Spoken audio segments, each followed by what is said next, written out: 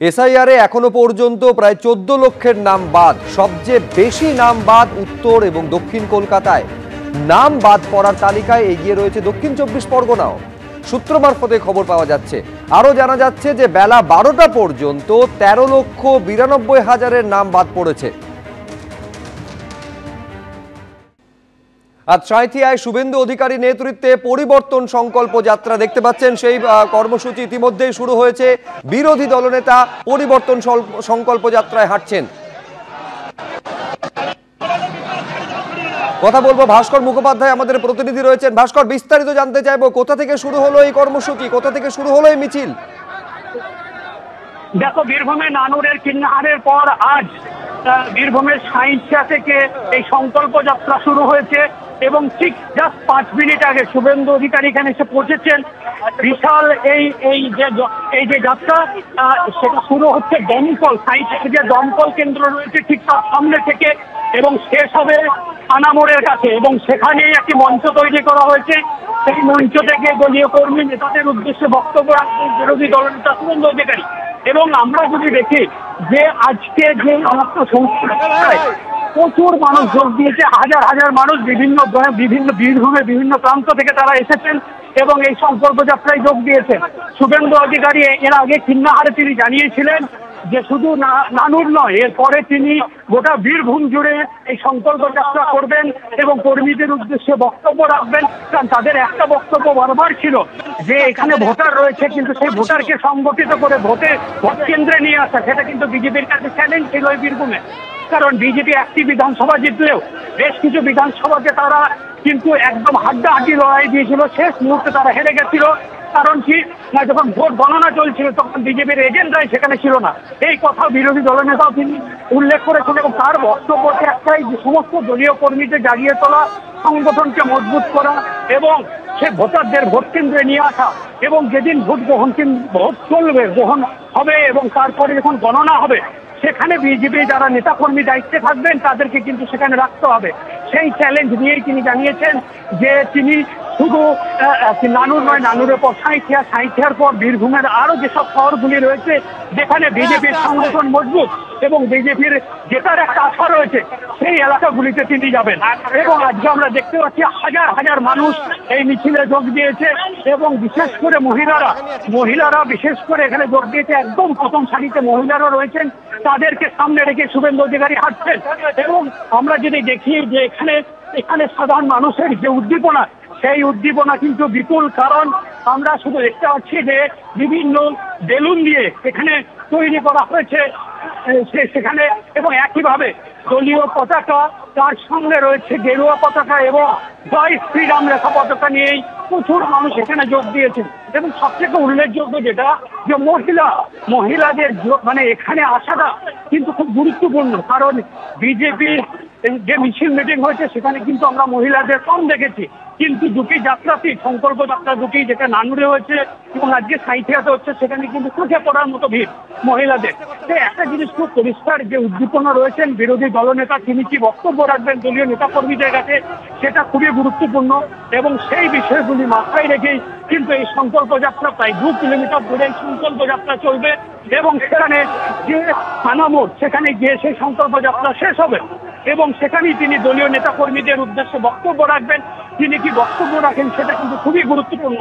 কারণ বীরভূমের মতো জেলা, যেখানে একটা সময় সিপিএম এর ঘাঁটি ছিল, তারপরে তৃণমূলের ঘাঁটি, সেই জায়গাতে বিজেপি কিভাবে তারা ফাইট দেবে বা কিভাবে তারা প্রতিদ্বন্দ্বিতা করবে, সেটা কিন্তু খুব গুরুত্বপূর্ণ বিষয়। একেবারে নিঃসন্দেহে সেই বীরভূম, যেখানে শক্ত ঘাঁটি তৃণমূল কংগ্রেসের, একটা বাদে সমস্ত বিধানসভা আসন তৃণমূলের, সেখানে ক্ষমতা প্রদর্শন বিজেপির নেতৃত্বে শুভেন্দু অধিকারী। পরিবর্তন সংকল্প যাত্রার ছবি দেখছেন।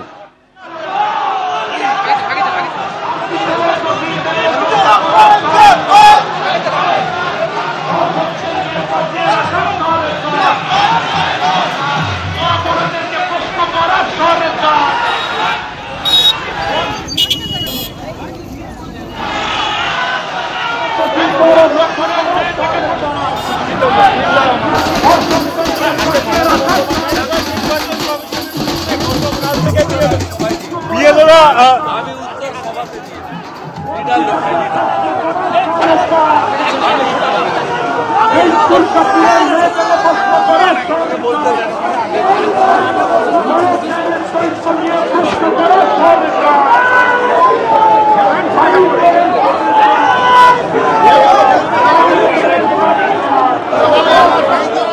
এগিয়ে চলো। বীরভূমে এই যে পরিবর্তন সংকল্প যাত্রা শুভেন্দু অধিকারী করছেন, তারপর একটা সভা করার কথা রয়েছে, সেই সভা থেকে কি বলবেন বিরোধী দলনেতা সেদিকে নজর থাকবে। এর আগে নানুরে কিন্নারে সভা করেছিলেন শুভেন্দু অধিকারী এবং তারপর বীরভূমের সাইথিয়া। আবারও কথা বলবো, ভাস্কর মুখোপাধ্যায় আমাদের প্রতিনিধি রয়েছেন। ভাস্কর,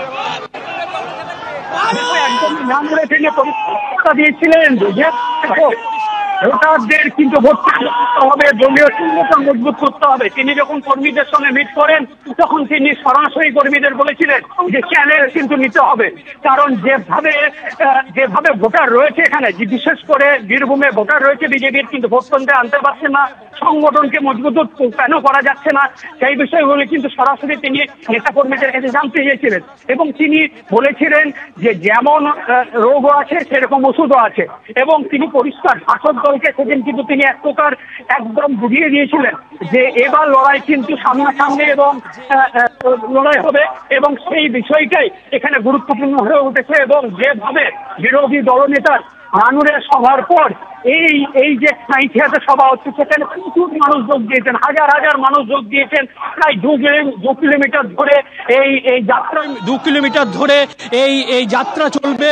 এবং আমরা যদি দেখি প্রায় 1 কিলোমিটারের মতো মানুষ, সেখানে 1 কিলোমিটারে শুধু মানুষ দেখা যাচ্ছে। এবং বিরোধী দলনেতার সঙ্গে মহিলারা, প্রচুর পরিমাণ মহিলা রয়েছেন এবং তারাও এই সভাতে এসছেন। এবং সেখানে জেলার বিভিন্ন প্রান্ত থেকে প্রত্যেকেরই একটা বক্তব্য যে আজকে বিরোধী দলনেতা কি বক্তব্য দেন, অর্থাৎ দলীয় কর্মী নেতাদের উদ্দেশ্যে তিনি কি বার্তা দেন, সেই বার্তা তারা শুনতে এসছেন। কারণ যেহেতু সামনে ভোট, যেহেতু সামনে এটা ভোট রয়েছে, সেই ভোটের তিনি কি বার্তা দেবেন সেটা কিন্তু খুব ইম্পর্টেন্ট। এবং আমরা এই মুহূর্তে শুভেন্দু অধিকারীর সঙ্গে কথা বলার চেষ্টা করব এবং শুভেন্দু অধিকারী কি বলেন।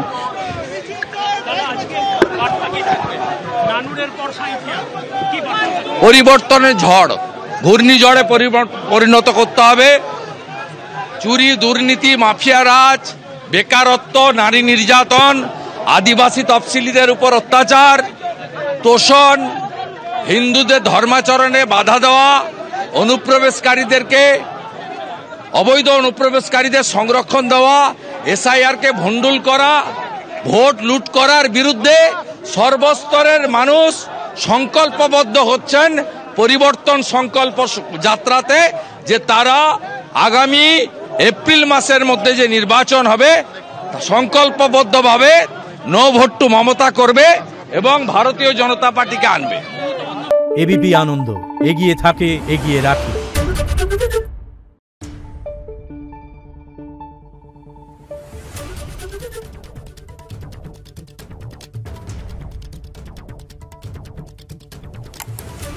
Thank you.